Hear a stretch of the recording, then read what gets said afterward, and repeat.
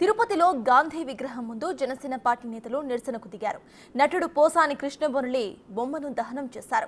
ఇక TTD chairman BR నాయుడుపై Posani చేసిన వ్యాఖ్యలు వెనక్కి తీసుకోవాలని జన సైనికులు డిమాండ్ చేస్తున్నారు. అనుచిత వ్యాఖ్యలు చేసిన పోసానిపై కేసు నమోదు చేయాలని తిరుపతి ఈస్ట్ పోలీస్ స్టేషన్లో ఫిర్యాదు చేశారు.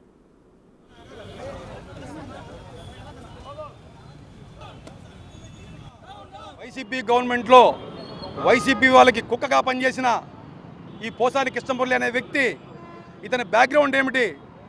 చిరంజీవి గారు ఇతనికి ఒక ప్రజారాజ్యంలో ఒక మంచి స్థానం ఇస్తే ఆ కుక్క విశ్వాసాన్ని మర్చిపోయి ఈరోజు వైసీపీ గవర్నమెంట్తో కలిసి వాళ్ళ గవర్నమెంట్లో మా నాయకుడైన పవన్ కళ్యాణ్ గారిని ఎన్ని మాటలు మాట్లాడాలో అన్ని మాటలు మాట్లాడాడు.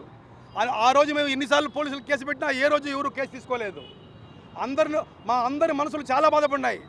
మన సీఎం గారు చంద్రబాబు నాయుడు గారిని, ఉప ముఖ్యమంత్రి పవన్ కళ్యాణ్ గారిని లేటెస్ట్గా ఇప్పుడు ఈ మధ్యలో ఉమ్మడి కూటమి ఒక గౌరవమైన ఉన్నతమైన వ్యక్తికి టీటీడీ చైర్మన్ ఇస్తే ఆ చైర్మన్ గారిని పట్టుకొని నోటికొచ్చినట్టు మీడియా ముందు మాట్లాడి నిన్ను ఏం చేసినా పాపం లేదు.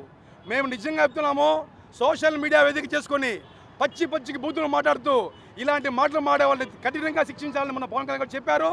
మేమందరూ ఆనందపడుతున్నాము. ఖచ్చితంగా వీళ్ళందరి ముందు వీళ్ళని ఇమ్మీడియట్గా అరెస్ట్ చేయకపోతే మేము ఎంత నిరసనగా తీస్తాము. తిరుపతిలో వాడు ఏ రోజు ఇంకా పోసాని మురళి తిరుపతికి అడుగుపెట్టే పరిస్థితి లేదు. అతని మీద ఈరోజు మేము కంప్లైంట్ ఇస్తున్నాము. ఈస్ట్ పోలీస్ స్టేషన్లో అతని మీద కంప్లైంట్ ఇస్తున్నాము. అతను మాడే మాటలు ఇంకొకసారి మాట్లాడితే ఆల్రెడీ